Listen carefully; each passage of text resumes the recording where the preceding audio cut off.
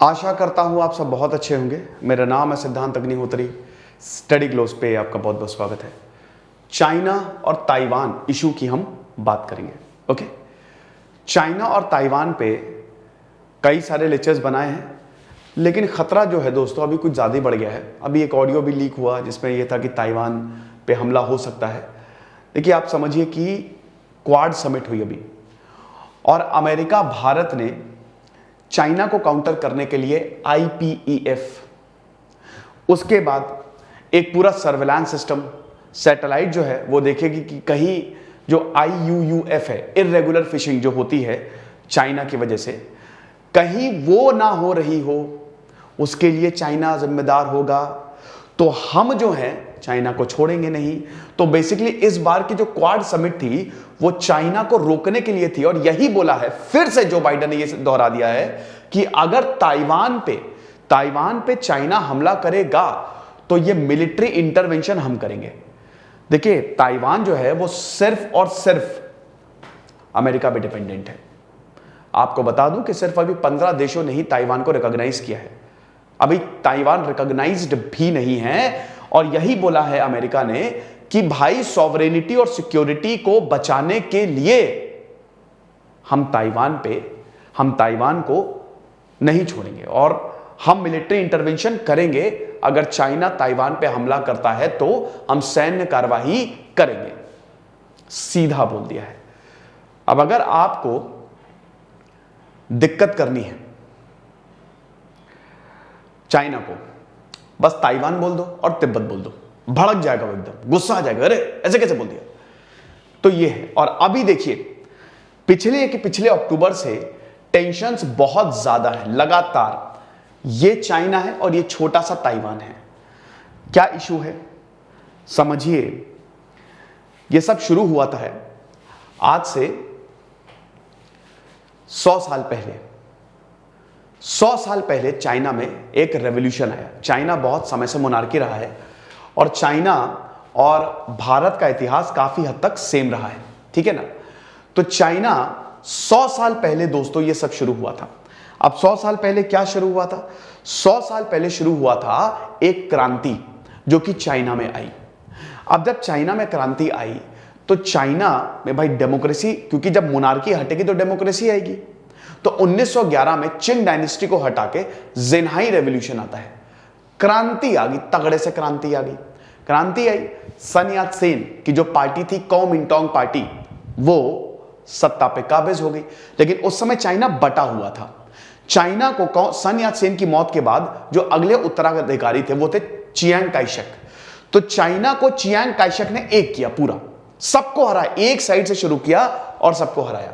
1922 में चाइना में communist party बन गई क्योंकि कम्युनिज्म पूरी दुनिया में फैल रहा था। तो एक तरफ है चाइना की कॉमिंटांग जो कि रेवोल्यूशन लेके आई थी 1911 में, जिसने सत्ता को हटाया था, और दूसरी तरफ है कम्युनिस्ट पार्टी। दोनों आपस में भिड़ गए। किसी ने भी यह नहीं सोचा था कि कॉमिंटांग हार जाएगी। दोनों के बीच में सिविल वॉर होता है। यह सिविल वॉर 2 बार में चला। एक चला 1937 से लेकर 1900, मतलब वही आप समझ लीजिए कि 1945, नहीं 19 एक चला, मतलब ये देखिए 2 फेज में सिविल वॉर हुआ। ये जब 1928 के बाद से ही शुरू हो गया था। एग्जैक्ट डेट एक्चुअली मेरे से स्लिप हो रही है, लेकिन उसके बाद ये लगातार 1937 तक चला, ठीक है। मतलब हुआ क्या था ना कि पहले कम्युनिस्ट और कॉमिंटांग पार्टी ने से हाथ मिलाया कि चलो हम लोग साथ में आते हैं। लेकिन उसके बाद कॉमिंटांग ने भाई यहां पे चियांग काइशक ने हत्याकांड चालू कर दिए। मतलब समझिए ग्रीन गैंग्स बना लिए। गुंडे जो है वो आते थे और कम्युनिस्टों को ढूंढ ढूंढ के मारते थे। तो कम्युनिस्ट छुपे, वो लॉन्ग मार्च है ना, लॉन्ग मार्च आपने देखा होगा, जो भी सैटेलाइट चाइना लॉन्च करता है वो लॉन्ग मार्च के नाम से होती है। वो पूरा भैया नॉर्थ, साउथ से नॉर्थ तक, वो जिनजियांग में पहाड़ियों तक पूरी ट्रैक है, ठीक है। हजारों किलोमीटर बचते बचाते हुए कम्युनिस्टों ने पहाड़ियों में शरण ली और ये 1937 तक चला। लेकिन 1937 में इसको विराम दिया गया क्योंकि जापान ने हमला कर दिया। अब जब जापान ने हमला किया तो फिर से कम्युनिस्टों ने और यहां पे कॉमिंटांग पार्टी ने हाथ मिला लिया। तो अब हम ये देखते हैं कि 1939 से लेकर 1945 तक वर्ल्ड वॉर 2 चला। वर्ल्ड वॉर 2 खत्म हुआ, दोबारा सिविल वॉर शुरू हुआ। वर्ल्ड वॉर 2 खत्म, अब चाइना किसके हाथ में जाएगा? 4 साल तक ये सिविल वॉर चला। माओ जेडोंग ने तियाननमेन स्क्वायर के, बीजिंग से तियाननमेन स्क्वायर से लाल झंडा फहरा दिया। किसी ने ये नहीं सोचा था सपने में भी कि चाइना एक कम्युनिस्ट नेशन हो जाएगा, लेकिन 1949 में ये हुआ। इतनी आपको कहानी क्लियर है, ठीक है। इसके बाद अभी हम बात करेंगे, और ये देख सकते हैं ना, ये जेट इनकर्जन्स है। इतनी बार जो है भैया चाइना अपने हवाई जहाज भेज चुका है। अब देखिए हम चाइना की बात कर रहे हैं, तो चाइना के अगर इतिहास को अगर आपको समझना है तो ये चाइना और इंडिया, एशियाज इमरजेंस और इंडिया वर्सेस चाइना 1962, आपको बहुत ही शानदार तरीके से चाइना के बारे में पता चलेगा भाई। एक तो 1962 भाई जो इंडो चाइना युद्ध हुआ, और चाइना और इंडिया कितना ज्यादा जरूरी है एशिया की दो सबसे पावरफुल इकोनॉमीज। दोस्तों ये है ऑडियो बुक, ये है बुक समरी। वैसे तो अगर आप इसको पढ़ेंगे तो आपको काफी टाइम लगेगा, लेकिन दोस्तों इन दोनों को आप सुन सकते हैं। कहां पे सुन सकते हैं? कुकू एफएम पे। अगर हम कुकू एफएम की बात करते हैं तो ये भारत का लीडिंग ऑडियो बुक प्लेटफॉर्म है। 4.5+ ratings, made in India app है दोस्तों। और सबसे बड़ी बात है, इनका सब्सक्रिप्शन बहुत सस्ता है। आपको 1 साल का सब्सक्रिप्शन, वैसे तो ये 399 का देते हैं, लेकिन अभी आप सुनो 50 जैसे ही ये कूपन कोड यूज करेंगे 50% ऑफ मिलेगा। पूरे साल का सब्सक्रिप्शन आपको 199 में। जल्दी करिए क्योंकि शुरुआत के 250 यूजर्स के लिए है। 23 मई से 31 मई तक इनकी ये सेल चालू है, ठीक है। तो भाई देखो, आपको नॉलेजेबल बनना है और जितना ज्यादा आप ज्ञान लेंगे ना, मजा आ जाएगी। तो इस ऐप को जरूर डाउनलोड करें। ढेरों ऑडियो बुक और बुक समरीज, 1000+ घंटे का कंटेंट आपको सुनने को मिलेगा। कमेंट और डिस्क्रिप्शन बॉक्स में लिंक दिया हुआ है, उस लिंक को क्लिक करें। प्ले स्टोर पे आप डायरेक्ट होंगे, ऐप को डाउनलोड करें, कूपन कोड को डालें और ज्ञानी बने। फिर 50% ऑफ, सिर्फ 199 में पूरे साल का सब्सक्रिप्शन, ठीक है। अब बात यह है, 1949 तक हमने आपको कहानी बता दी। 1949 के बाद क्या हुआ? देखिए, कम्युनिस्ट जीत गए, कुओमिंटांग, चियांग काई शेक हार गए। तो जब चियांग काई शेक हारे तो उनको जगह चाहिए थी छुपने के लिए, तो वो कहां जाएंगे? बगल में था फार्मोसा, ताइवान जिसको पहले बोला जाता था, तो ये ताइवान में गए क्योंकि वहां पे रहते तो मार दिए जाते। तो इन्होंने क्या किया ना, बगल के आइलैंड में ये शिफ्ट हो गए जिसको ताइवान बोला जाता है। अब आप समझे?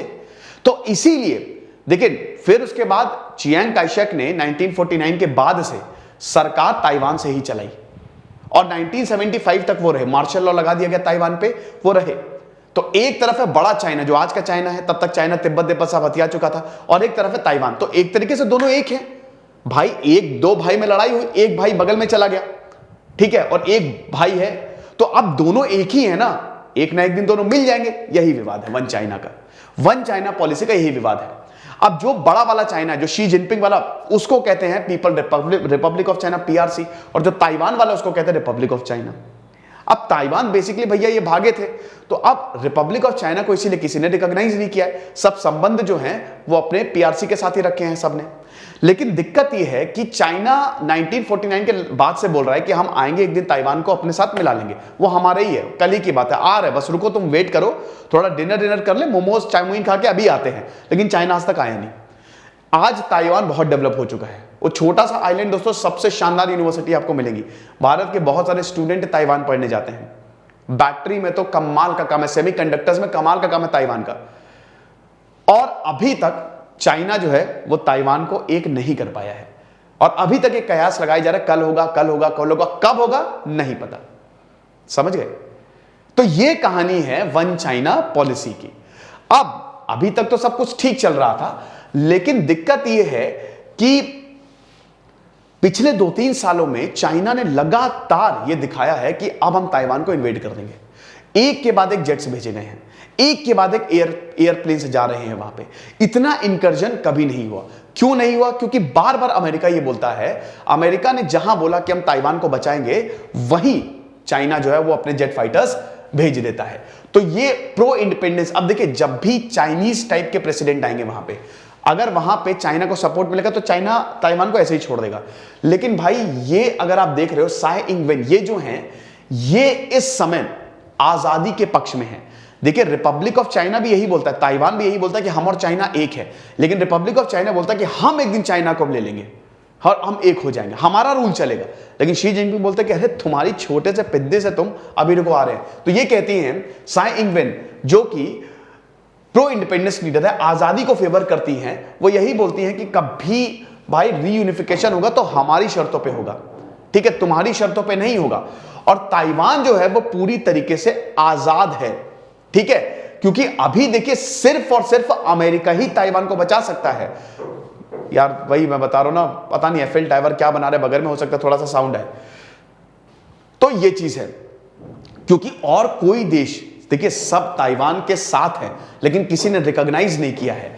तो यही अब देखिए इसको, जैसा कि मैंने बताया, मैंने आपको पूरा इतिहास बता ही दिया है, तो इसमें मैं आपको अब इस पे दोबारा इसको रिपीट नहीं करूंगा, दोबारा पूरा का पूरा इतिहास बता के कि किस तरीके से भाई देखो 1912 में रेवोल्यूशन आया, जिनहाई रेवोल्यूशन। वैसे आपको बता दूं कि इन सबकी बायोग्राफी भी मैंने कवर की है, चाहे वो माओ जेडोंग हो, चाहे वो सन यात्सेन हो, चाहे वो चियांग टाइशेक हो, चाइना का पूरा इतिहास जो है वो मैंने कवर किया हुआ है। तो ये इतिहास है, ये मैं नहीं बताऊंगा। हाँ ये समझ लीजिए कि 1971 में देखिए अमेरिका और चाइना कम्युनिस्ट नेशन और अमेरिका कैपिटलिस्ट नेशन दोनों बिल्कुल अलग, लेकिन 1971 में हम देखते हैं कि दोनों एक आए।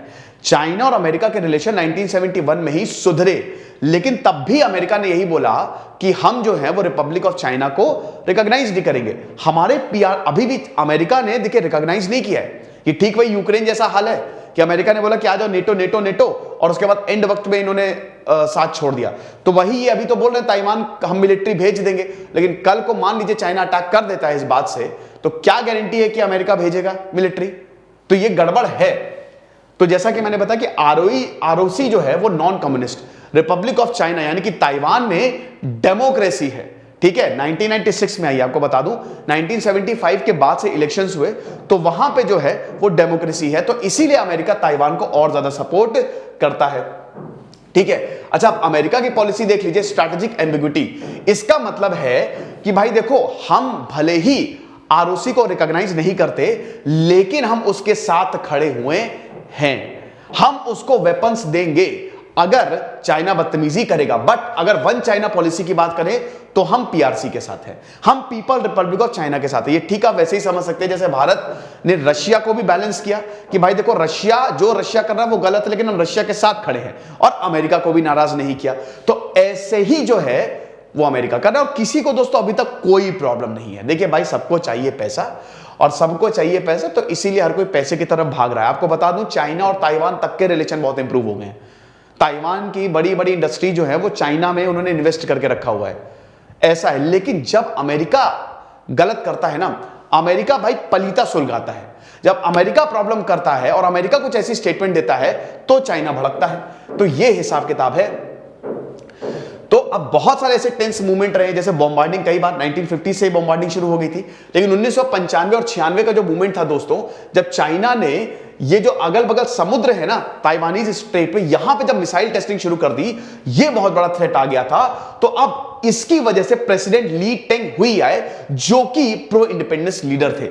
अभी तक तो सब सही था, लेकिन फिर दोस्तों वही है कि चीजें काफी ज्यादा सुधरी, और ये भी मैं आपको बता ही चुका हूं भाई। देखिए ब्रिटिश जो है वो हांगकांग से एग्जिट कर गया, और अब इसमें वन चाइना टू सिस्टम बन गया। तो सोल्यूशन यही ताइवान बोल रहा था, देखिए यही ताइवान बोल रहा था कि एक चाइना टू सिस्टम, लेकिन बहुत सारे ताइवानीज ने इसको हटा दिया। जैसे हांगकांग चाइना में है, लेकिन चाइना का तब भी पार्ट नहीं है, ठीक है, एक तरीके से। तो वही हिसाब किताब है। ओके, अब ये जो भाई पार्टी है डीपीपी, डेमोक्रेटिक प्रोग्रेसिव पार्टी, ये 2000 में आए, और 2004 में भाई चाइना ने अपना एंटी सेसेशन लॉ जो है वो ड्राफ्ट करना शुरू कर दिया। चाइना, वही मैं बता रहा हूं ना कि 2000 के बाद से चाइना और ताइवान के रिलेशन बहुत बढ़िया हैं, अच्छे रहे हैं, ऐसा कोई खराब नहीं रहा है। अब ये इकोनॉमिक इंटरेस्ट की बात करें, इन्वेस्टमेंट की बात करें, प्रो इंडिपेंडेंट सॉल्यूशंस की बात करें, सब कुछ आप समझिए कि वहां पे है। अब देखिए हालांकि दिक्कत है, दिक्कत क्या है कि जैसे अभी ताइवान की अगर बात करें तो ताइवान की बहुत सारे देश ने, ये आप देख सकते हो कि इतना ज्यादा जो है वो उन्होंने इन्वेस्ट करके रखा हुआ है। 2008, 10, 12 देखिए कितना कुछ, 1000 करोड़ की बात है, 75,000 करोड़, अभी 2020 में 30,000 करोड़। तो बात यह है कि पिछले 12 सालों में ताइवान ने बहुत इन्वेस्ट किया है। तो अब बहुत सारे जो इंडिपेंडेंस वाले हैं वो बोल रहे हैं कि अगर आजादी मिल गई तो इतना पैसा खराब हो जाएगा, और अगर आजादी नहीं मिली, बहुत लोग ये बोल रहे हैं, जैसे मान लो कि चाइना और ताइवान एक हो गए तो इससे इकोनॉमिक इंटरेस्ट और बढ़ेगा, यानी कि एक तरीके से होना कुछ नहीं, हमारा भला हो जाएगा। भला नहीं होगा, क्योंकि दोस्तों ताइवान में अभी डेमोक्रेसी है, ठीक है। अच्छा, प्रेजेंट असल जैसा कि मैंने बताया कि अमेरिका चाइना रिलेशंस बहुत ही खराब है कोविड-19 के समय से।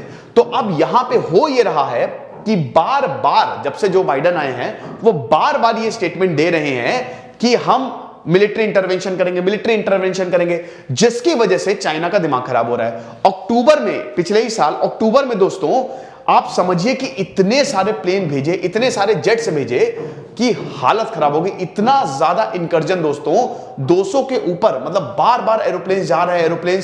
ये एक तरीके से ताइवान को धमकी दी कि बेटा सुधर जाओ, ये चीज है। तो 2021 जैसा कि मैंने बताया कि यही था कि हम इनकी रक्षा करेंगे, तो इस वजह से ये हुआ।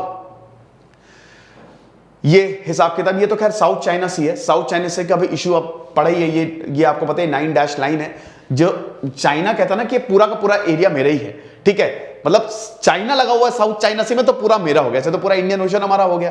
तो लेकिन यहाँ पे फिलीपींस हो गए, इंडोनेशिया हो गए, इधर कोरिया हो गया, और इधर ताइवान हो गया, ये सब ने, जापान हो गया, सबने भाई इसमें बहुत आपत्ति दर्ज की है। यहाँ छोटे छोटे आइलैंड जो है वो बनाने शुरू कर दिए हैं। ओके, अब देखिए अमेरिका वही है कि अमेरिका, जैसा कि मैंने बताया कि वही है कि भैया ठीक है, अभी बीच में अमेरिका मान गया था कि चलो ताइवान एग्रीमेंट हम मान लेते हैं, है ना, कि हम वन चाइना पॉलिसी को सपोर्ट करेंगे, बट ताइवान को रिकॉग्नाइज नहीं करेंगे, आप जो कह रहे हो वही सही है। अभी अमेरिका मान गया था, लेकिन फिर जो बाइडेन ने बार बार स्टेटमेंट दिया कि नहीं मिलिट्री इंटरवेंशन होगा, मिलिट्री इंटरवेंशन होगा, तो दिमाग खराब हो गया। उसके बाद दोस्तों अगर बात करें, इसकी पीपीटी आपको टेलीग्राम पे मिल जाएगी, आप आराम से देख लीजिएगा, ठीक है। ये कहते हैं कि एकीकरण होगा। अब भारत और ताइवान, देखिए इंडिया चाइना की तरफ है, इंडिया ताइवान की तरफ नहीं है। लेकिन दोस्तों अभी अगर रिसेंटली बात करें, क्योंकि चाइना जो है, भारत और चाइना के रिलेशंस खराब है, चाइना के हर किसी से रिलेशन खराब है इस समय। 5 साल से डोकलाम इशू हुआ, फिर अभी आपको पता ही है कि पंगोंग सो लेक इशू हुआ, तो चाइना और भारत के रिलेशंस बहुत अच्छे नहीं हैं। तो अगर बात करें तो पहले ये था कि भारत जो है वो चाइना को ज्यादा सपोर्ट करता था, लेकिन अभी वो ताइवान की तरफ जा रहा है।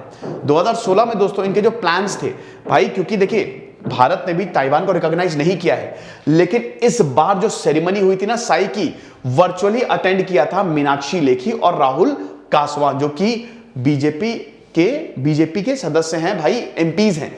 ये एक बहुत बहुत बहुत बड़ा मैसेज था। एक देश का प्रतिनिधि दूसरे देश में जो लीडर सिलेक्ट हो रहा है, उसकी जो सेरेमनी उसको अटेंड कर रहा है, तो ये बहुत बड़ा मैसेज है कि हम ताइवान के साथ खड़े हैं और एकदम जो उखड़ना उखड़ लो। हम एकदम दृढ़ निश्चय हमने किया कि हम ताइवान को छोड़ेंगे नहीं। तो ये भारत ने भले ही रिकॉग्नाइज नहीं किया है, लेकिन कहीं ना कहीं भारत भी इस चीज को सपोर्ट करेगा। अगर मान लीजिए कि चाइना ने ताइवान पे प्रॉब्लम की, तो देखिए भारत यूक्रेन पे, भारत को इतना फर्क नहीं पड़ा क्योंकि यूक्रेन कभी भारत के साथ नहीं था, लेकिन ताइवान के साथ भारत के बहुत अच्छे रिश्ते हैं, ठीक है ना। और आप ये समझिए कि मैंने बताया कि हमको अभी सेमीकंडक्टर चिप्स चाहिए, ताइवान बहुत मदद कर रहा है। आपको बता दूं कि millions and millions of dollars का हमने एग्रीमेंट साइन किया, और उसके बाद फिर एलएसी पे जो प्रॉब्लम है आप देख ही रहे हो, अभी तक सॉल्व नहीं है। दूसरा ब्रिज बना लिया यहाँ पे पंगोंग सो पे चाइना ने, ठीक है, नॉर्थ और साउथ को जोड़ेगा ये। तो इसीलिए हम बता रहे हैं कि ये दिक्कत है, और भारत ये एक स्ट्रांग मैसेज भेज सकता है बीजिंग को। फिलहाल आप सैन्य ताकत देख सकते हैं, ये आप आराम से पॉज करके देख लीजिएगा। देखिए ताइवान कहीं नहीं टिकता है। मैंने बताया ना कि चाइना के साथ ताइवान जो है, हालांकि इनकी मिलिट्री जो है काफी ज्यादा है, बट वो टिकता नहीं है, कुछ है नहीं चाइना के आगे, ठीक है। वो चाइना 2-3 दिन में खत्म कर देगा। आप देखिए फाइटर जेट्स इनके 1200, इनके 228, लेकिन इसमें जो होगा ना गेम चेंजर, वो अमेरिका ही होगा। अमेरिका ने ताइवान की मदद कर दी तो ताइवान कमाल कर देगा। हालांकि ऐसी नौबत तो नहीं आनी चाहिए, युद्ध जो है वो होना तो नहीं चाहिए, लेकिन इस समय दोस्तों कुछ भी हो सकता है, ठीक है। देखेंगे फिलहाल क्या होगा। खुश रहिए, पढ़ते रहिए। दिस इज सिद्धांत अग्निहोत्री साइनिंग ऑफ।